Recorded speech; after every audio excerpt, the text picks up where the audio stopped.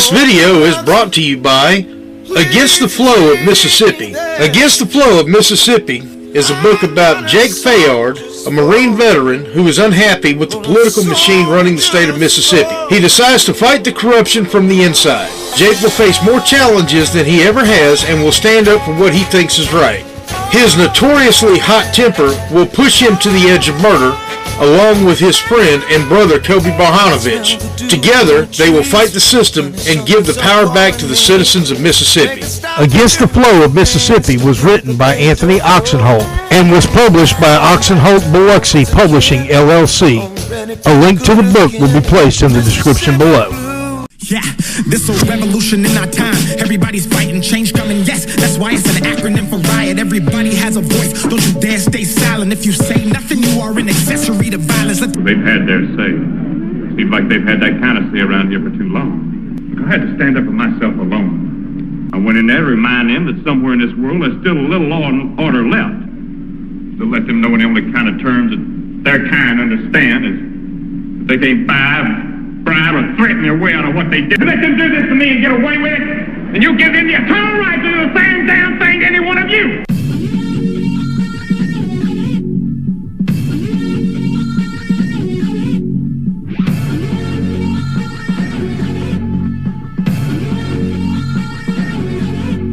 Access 228, your host, Anthony Oksenholt, where we report the facts and we are not for sale. If you have a news story or something that's on your mind, please feel free to give us a call at 228-337-2099.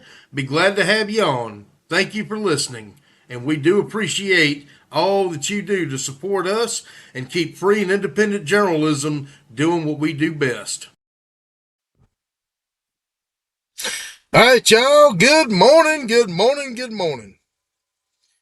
Hope y'all had a good federal holiday. Oh, wait, government shutdown. So I guess that government holiday just doesn't really mean anything to y'all if you work for the government. Anyway, y'all, Anthony Oksenholt, Access 228.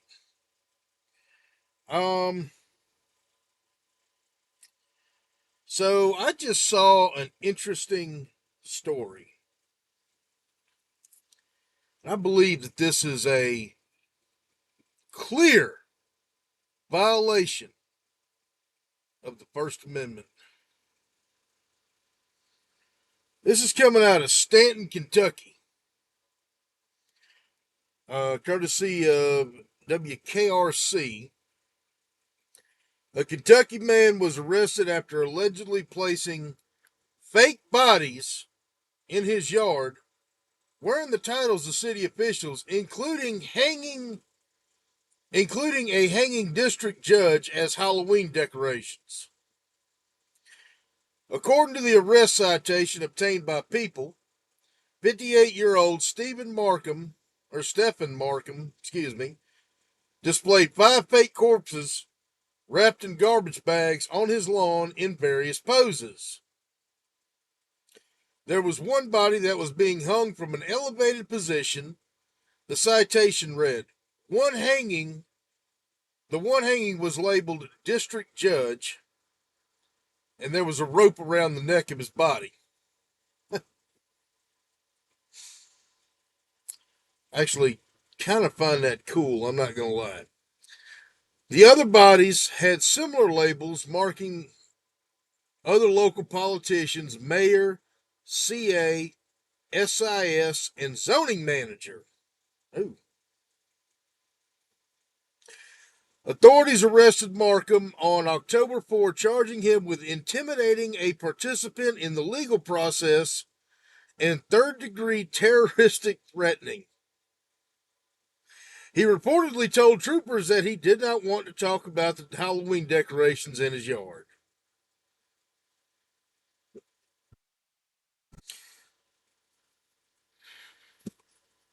Y'all have said this many times. I am a historian. I love history. We used to hang the tax man from Liberty Tree in this country. The Stamp Man. This is going back to the 1760s. Obviously, those of us who, well, I don't know if they're still teaching this in school or not, but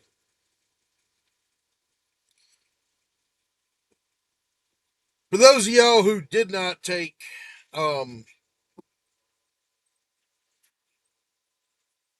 elementary school history or junior high history, from 1754 to 1763, we had the 7 Years' War, or French and Indian War, whichever one you want to call it. This is where the British colonists, who were over here, were fighting France and their friendly Native American tribes.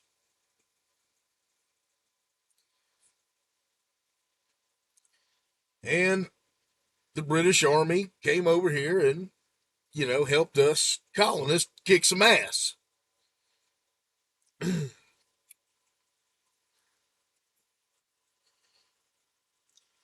Well, after the war was over, 1763, the war was very costly because it was fought not just here in America, but over, it was a worldwide war. It was literally a world war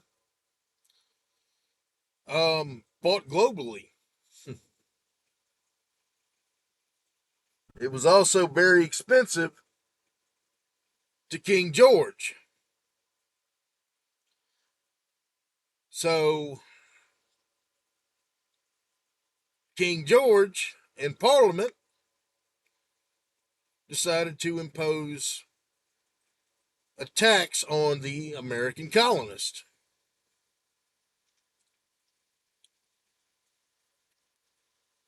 We ain't like that. The Stamp Act. What became of that is we started hanging, and we didn't literally do this, although some taxmen were terrorized. Some judges were terrorized. Hutchinson from Massachusetts was one well known that they pretty much firebombed his house. There was another uh, there was another uh, tax man that was tarred and feathered. But what became of that is we're no longer British subjects. We said, fuck you, King George. And this is why we celebrate Independence Day. Because our founding fathers felt like we had the right to do this. Fast forward to 2025, you got this man that's hanging up Halloween decorations. He hadn't made any direct threats, I don't know, that I know of. Maybe he has, and I just don't know, but didn't say that he did. It didn't say that he said, hey, district judge, I'm going to hang you from my tree in my front yard. It didn't say that, hey, mayor, I'm going to do this, or, hey, zoning dude, I'm going to do that. I don't recall him saying that. It just simply, they were decorations. Seems to me this is freedom of speech.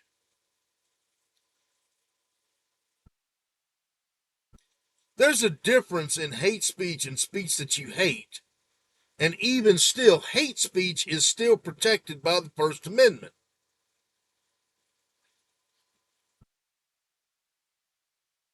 That's right, people.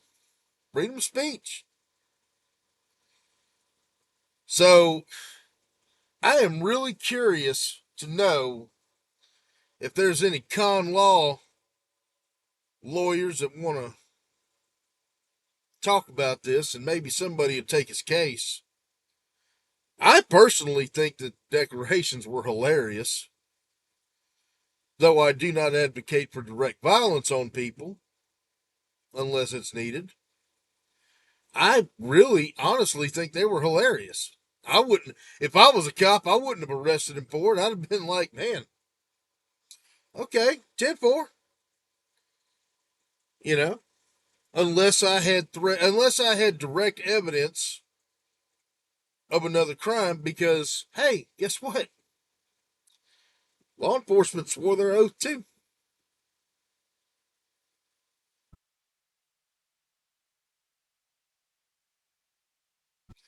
Just saying, people.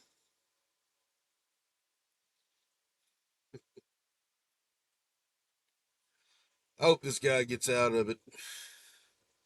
And if he gets out of it, I can't wait to see what he does next year. Because if it was me, next year I would double down on it. But that's just me. I push the envelope. Y'all let me know what you think. Freedom of speech or terroristic threat? And where does the line end? Where's the line? Because actually, you know what?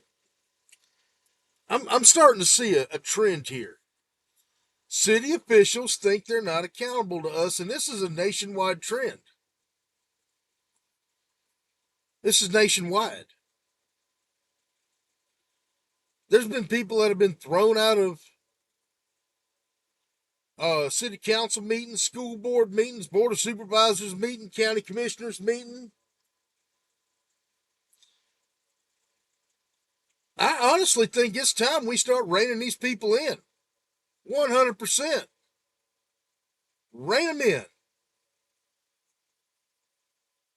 They work for us. We don't work for them. And if I don't like what they're doing and I decide to put up a Halloween decoration in my yard, that's my right.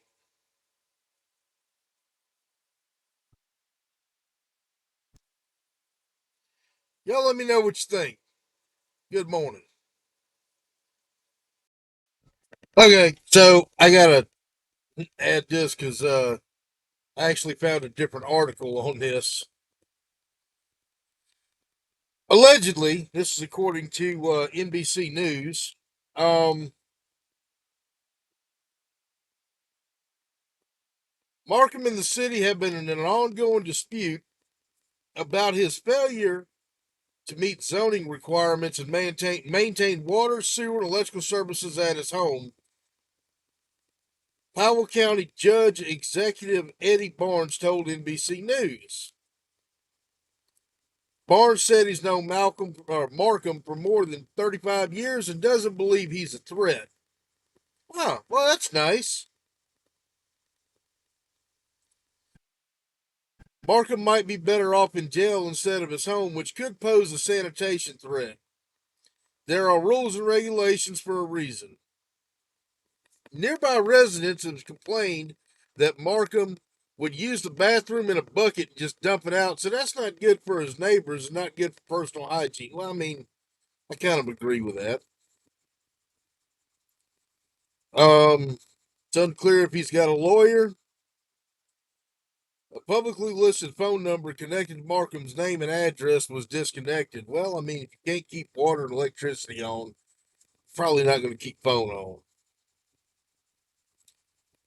Um, Markham was set to be arraigned Tuesday, but before the case could be heard, the judge had to recuse himself because he's also handling Markham's zoning case and is most likely to be the district judge depicted in the Halloween display. You know, I get that every story needs context. 100%. I get that. However,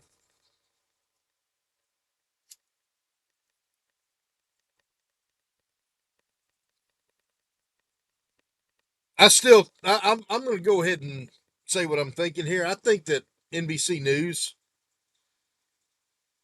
probably printed that to assassinate his character a little bit, to try to turn the story away from the real issue, which is the First Amendment here. That's all I care about. Okay, so if he's dumping piss and shit in his yard, yeah, okay, that's kind of disgusting. 100%. You're not going to get an argument with me on it. Um, that's, yeah, that's disgusting.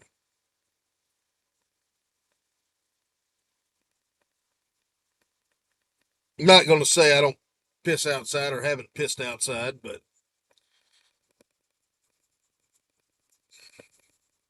dumping shit outside is kind of, yeah, that's kind of crossing the line. That being said,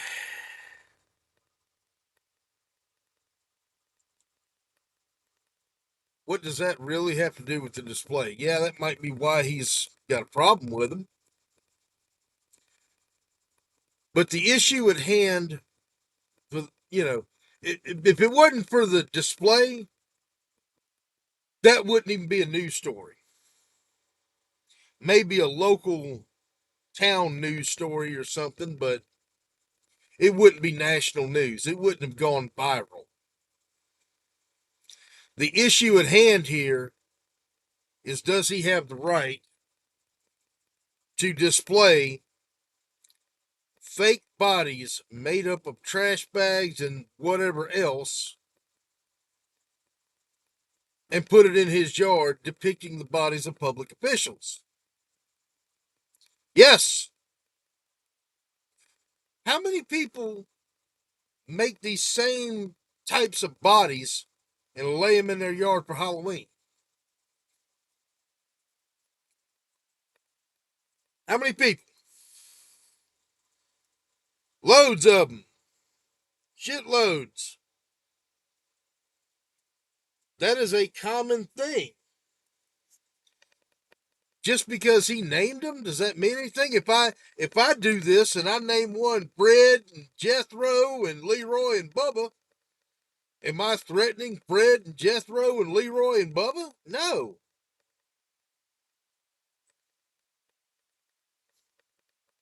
And I doubt I'd be arrested for it. Really doubt I'd be arrested for it. But all of a sudden, you offend a caring politician, and that's what they are. They're caring politicians. Now, all of a sudden, oh, no, no, no, no. We're the anointed ones. We're in power. You can't have these displays. So, piss poor job on NBC for trying to change the narrative of the story of why he was actually arrested, which, in my opinion, was a blatant and flagrant violation of the First Amendment. You know, I used to live in Clay County, Florida, and I had my podcast in Clay County briefly. Um, I was told by somebody that they used to hold funerals on the courthouse lawn for political candidates' careers on election night. I would venture that this is along those same lines. And it's no more dangerous. The politicians who they were holding funerals for their careers, they were not in any danger. Nobody was going to lynch them.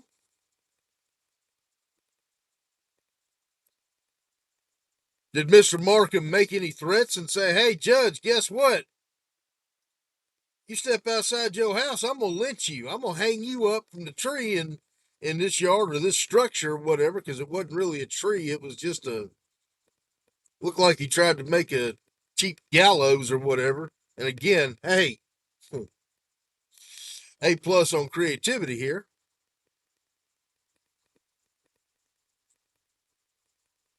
Unless he made a direct threat, where's the threat?